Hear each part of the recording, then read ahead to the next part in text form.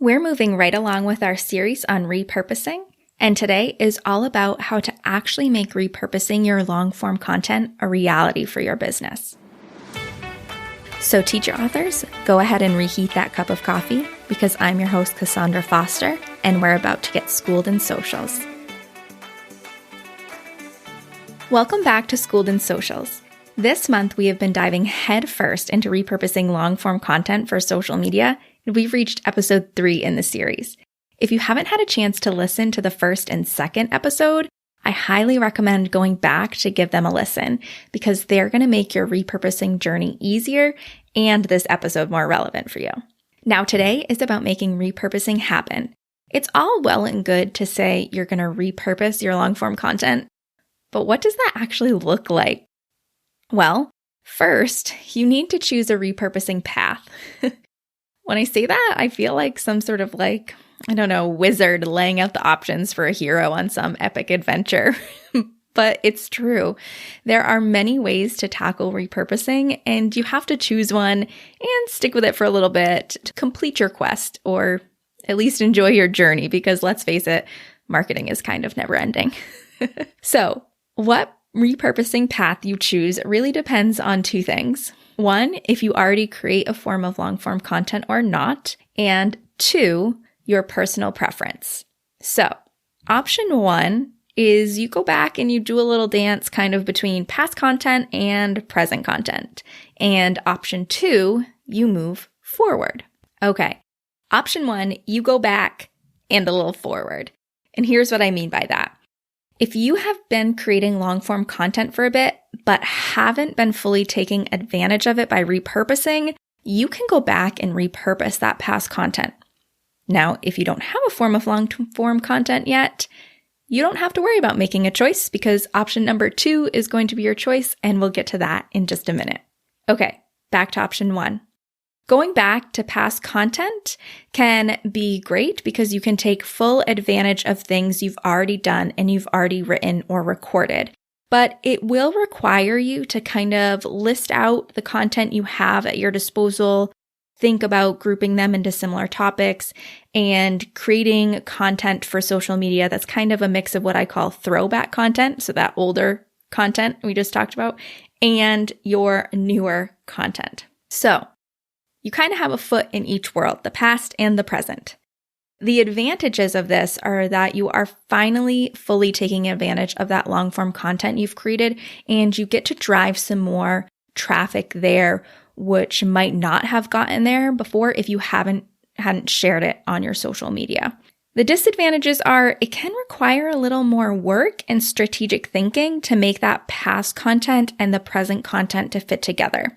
But here's the thing, you worked really hard on all that content, and if you want to use it, you definitely should. Option 2, you move forward and start your repurposing journey using new pieces of long-form content that you're creating.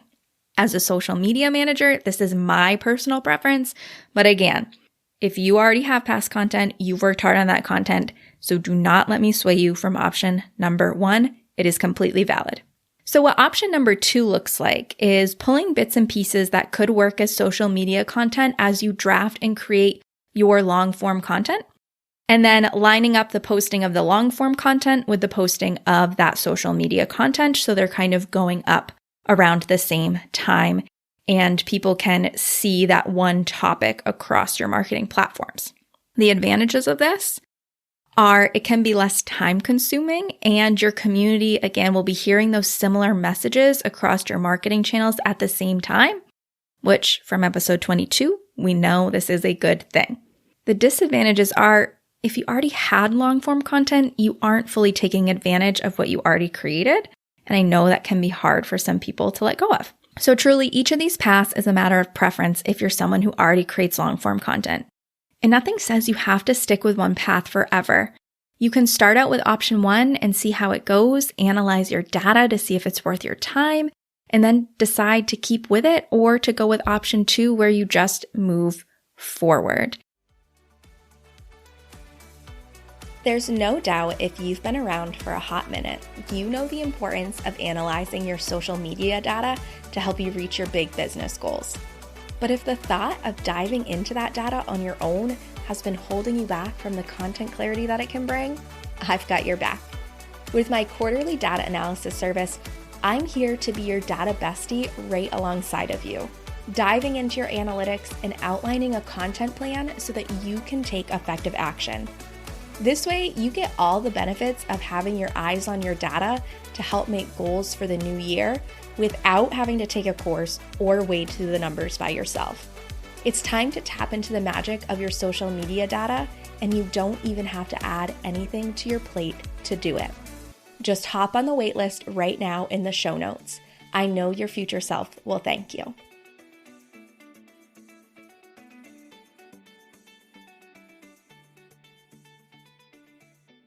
It truly is up to you.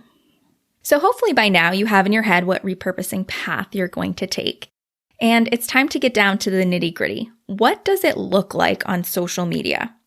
So I'm going to share with you some example schedules that you can either kind of take them and use them or tweak them and make them your own, but you'll have a starting point for each week as you start repurposing your long-form content. All right, if you're moving forward and you create one piece of long-form content a week, your schedule could look something like this. Monday, you have a promotional graphic letting people know there's a new blog, podcast episode, or YouTube video. So just to clarify, in this scenario, this made up piece of long-form content would come out on Monday, but yours might come out on Tuesday or Wednesday or Thursday or Friday. Wherever it comes out, you can kind of tweak that. Then Tuesday, you could do a carousel post using information from that content.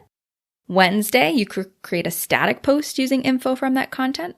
Thursday, you could create a reel using info from that content. And then Friday, you could do a promotional post that promotes a resource that you mentioned in that blog, podcast episode, or YouTube video. So with this schedule, you kind of covered all the forms of content to hopefully reach the majority of your community members. You've let people know there's a piece of long-form content waiting for them. But then you also provided them some info if their preference is to learn from short-form content. And you've promoted a resource. So it kind of covers all of your bases here. Again, this can be tweaked because maybe you don't want to post 5 days a week. Or maybe you want to post more. Or maybe your followers really engage with your reels more than anything else, so you create more reels instead. Just follow your data and your capacity. And if that feels too hard, just steal this schedule and try it out. Now, if you're going with the throwback content method, as I like to call it, here's an example schedule that could help get you started. Monday, you're still going to do a promotional graphic for that new piece of content. Tuesday, a carousel post for that new piece of content. Wednesday, a reel for that new piece of content. And then Thursday, you would share some sort of related throwback content. And Friday, you could either promote a resource or give another piece of related throwback content. The biggest thing here is to try to include throwback content that relates to your new piece of content. So we can kind of take our community members on a little journey. Again, this can be tweaked to completely fit your needs, whether you want to post less, you want to post more, whether you only want to post one piece of throwback content versus two, or maybe you want to post more throwback content because your new piece of content is a little shorter. You can tweak it for you, but if it's overwhelming, steal this and try it out. All right. Step number 1 of making repurposing happening is choosing what repurposing path you will take. Step 2 is deciding on a social media schedule that works for you and covers a variety of content types. And step 3 is to actually go out there and make that content. And since the wizard in those epic hero journeys gets to see what path the hero chooses, I would love to hear what repurposing path you're going to try. So send me a quick DM over on Instagram to let me know. All right, cold coffee friends, thanks so much for listening. If you're loving getting schooled in socials, make sure to subscribe so you don't miss an episode. Also, I would love it if you left a review so that other teacher authors like you can start getting schooled in socials too. All right, I'll see you in the next episode.